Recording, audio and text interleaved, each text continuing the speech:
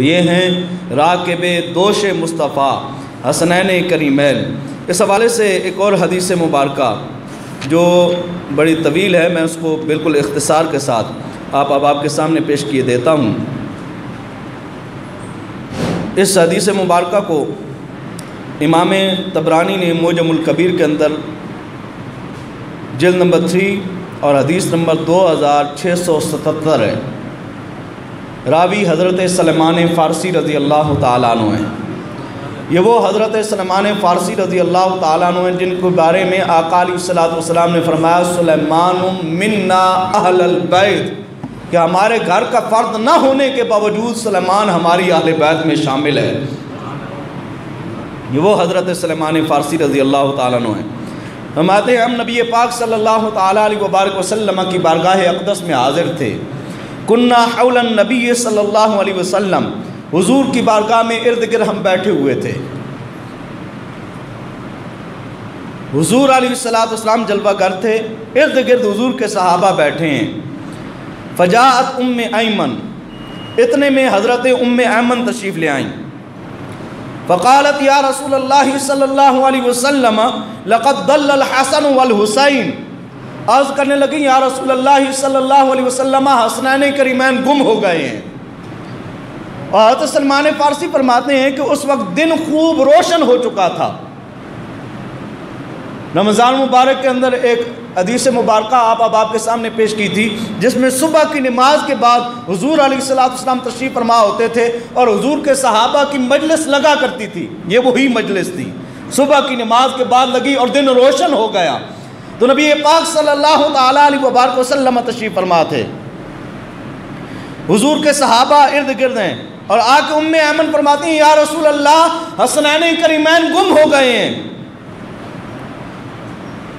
فقال رسول اللہ صلی اللہ علیہ وسلم قوموا فاطلبوا ابنیا، آقا علیہ السلام نے فرمایا میرے صحابہ اٹھو اور میرے بیٹوں کو تلاش کرو۔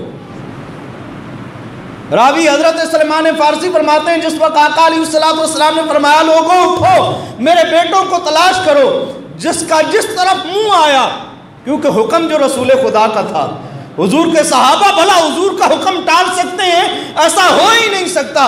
حضور کے صحابہ جدھر جس کا منہ آیا سارے ادھر کو روانہ ہو گئے۔ حضرت سلمان فارسی فرماتے ہیں رسول اللہ کے ساتھ میں بھی چلنے لگ گیا، جدھر رسول اللہ جا رہے تھے میں نے حضور کا ساتھ لے لیا۔ باقی صحابہ ارد گرد مدینہ المنورہ کے علاقوں میں حسنین کریمین کو ڈھونڈنے کے لیے روانہ ہو گئے۔ حضرت سلمان فارسی فرماتے ہیں چلتے چلتے پہاڑوں کی وادی کے اندر ہم پہنچے، وہاں پہ ہم نے کیا دیکھا؟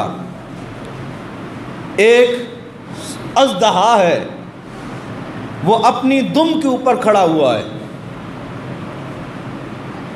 اژدہا اپنی دم کے اوپر کھڑا ہوا ہے اور اس کے منہ سے شعلے نکل رہے ہیں جس طریقے سے آگ کے شعلے ہوتے ہیں، اور حسنین کریمین دونوں آپس میں ایک دوسرے کے بغل گیر ہیں، ایک دوسرے کو جپھی ڈالی ہوئی ہے، دونوں بھائی آپس میں ایک دوسرے کے بغل گیر ہیں۔ نبی پاک صلی اللہ تعالیٰ علیہ وبارک وسلم اس سام کے سامنے آئے۔ جس وقت آقا علیہ السلام اس سام کے سامنے آئے، حضرت سلمان فارسی فرماتے ہیں ہم نے تو یہ دیکھا تھا کہ ہم لوگ کلمہ پڑھتے ہیں محمد مصطفیٰ کا، آج ہم نے سام کو دیکھا۔ جس وقت مصطفیٰ کریم سامنے آئے، وہ سام جو پہلے اکڑ کے کھڑا ہوا تھا مصطفیٰ کے سامنے وہ آہستہ آہستہ سکڑنا شروع ہو گیا۔ وہ انسان کا دشمن ہو کے سام وہ رسول اللہ کی شان کو پہچان جائے، تو انسان ہو کے نہ پہچانے؟ وہ سانپ ہو کے دشمن انسان ہو کے رسول اللہ کی عظمت کا معترف، اور وہ وہاں سے سکڑنا شروع ہوا۔ اور حضرت سلمان فارسی فرماتے ہیں پھر وہ وہاں جو پتھر تھے بڑے بڑے ان پتھروں کے اندر چھپ گیا۔ نبی پاک صلی اللہ تعالیٰ علیہ وبارک وسلم جلدی سے حسنین کریمین کے قریب ہوئے، انہیں آپس سے جدا کیا، اور آپس سے جدا کرنے کے بعد آقا علیہ السلام نے ان کے چہروں پہ ہاتھ پھیرے، جس طریقے سے بچوں کو دلاسا دیا جاتا ہے ان کے چہروں پہ تھپکی دی جاتی ہے۔ آقا علیہ السلام نے حسنین کریمین کے چہروں پہ تھپکی دی۔ اور دھبکی دینے کے بعد نبی پاک صلی اللہ تعالیٰ علیہ وبارک وسلم نے فرمایا بے ابی و امی انتما ما اکرمکما علی اللہ، اے میرے نواسو تمہارے اوپر میرے ماں باپ قربان جائیں۔